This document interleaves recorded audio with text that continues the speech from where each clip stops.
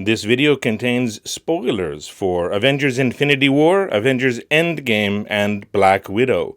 If you haven't seen those movies and don't want spoilers, stop watching now, go watch those films, and come back. Otherwise, keep watching.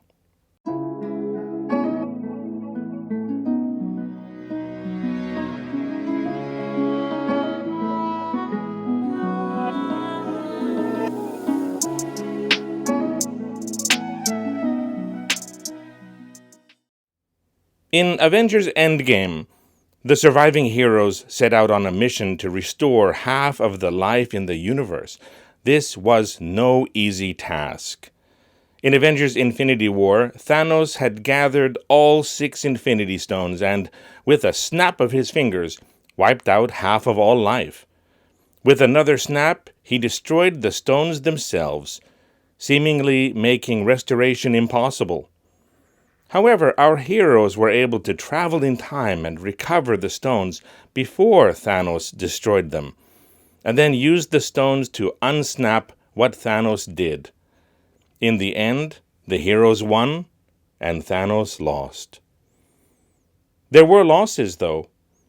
One of the most tragic was Natasha, the Black Widow.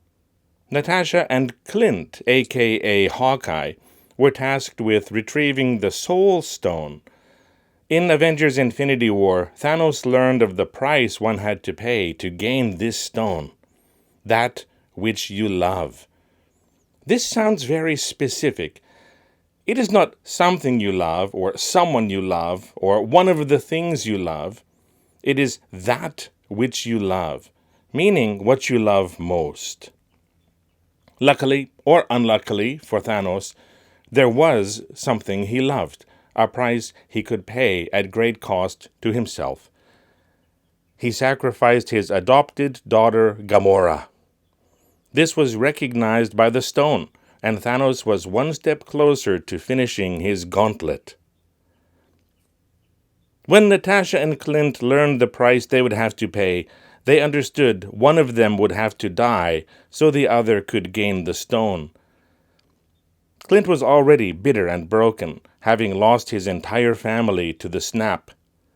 He was ready to sacrifice himself in order to bring them all back, knowing Natasha loved him. He should be payment enough. Natasha, on the other hand, wanted to sacrifice herself. If the plan were successful, Clint's family would be restored and he could be with them. She had no real family of her own, and she was the only thing left that Clint loved. She fought with him and won.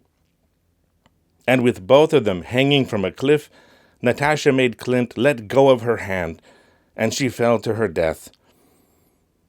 This sacrifice satisfied the rules, and Clint returned with the Soul Stone in hand.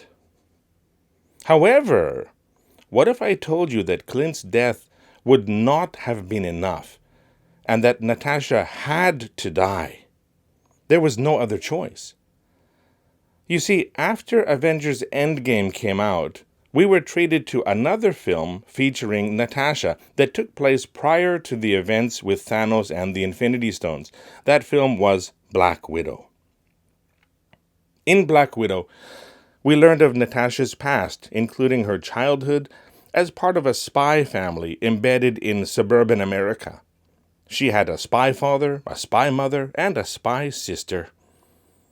When they returned to Russia after their mission was complete, they were separated, and Natasha lost contact with this surrogate family. During Black Widow, Natasha meets up with her long-lost sister, now free of the mind control that made her an assassin. Together, they find their long-lost parents and embark on a mission to free other mind-controlled widows and shut down the evil agency controlling them once and for all.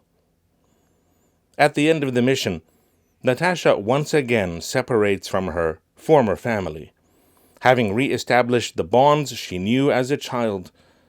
Those memories and the feelings accompanying them were real. She did have a true family. Her sister Father and mother slipped back into spy mode, and Natasha had no idea where they were or how they were doing. It is reasonable to assume that Natasha had no way of knowing if they survived the snap or not. It is likely that she believed some or all of them were still out there in the world, somewhere alive. When Clint and Natasha were fighting over who would be sacrificed to satisfy the rule of the Soul Stone, give up that which you love, Natasha knew something that Clint did not. Natasha had more than just Clint. She had a sister that she loved, possibly having survived the snap, alive in the world somewhere. She had a father and a mother who, while far from perfect and initially only part of a mission, she loved and had childhood memories of. If Clint were to die, would that sacrifice have been enough to satisfy the Soul Stone? Natasha loved Clint, that is true, but Clint losing Natasha would have been the much bigger loss. She was all he had left that he loved. Natasha knew this. Clint did not. With this knowledge, Natasha made the only choice guaranteed to win them the Soul Stone, sacrificing herself. It was the only way. She had to be the one to die. Thank you for watching. See you next time.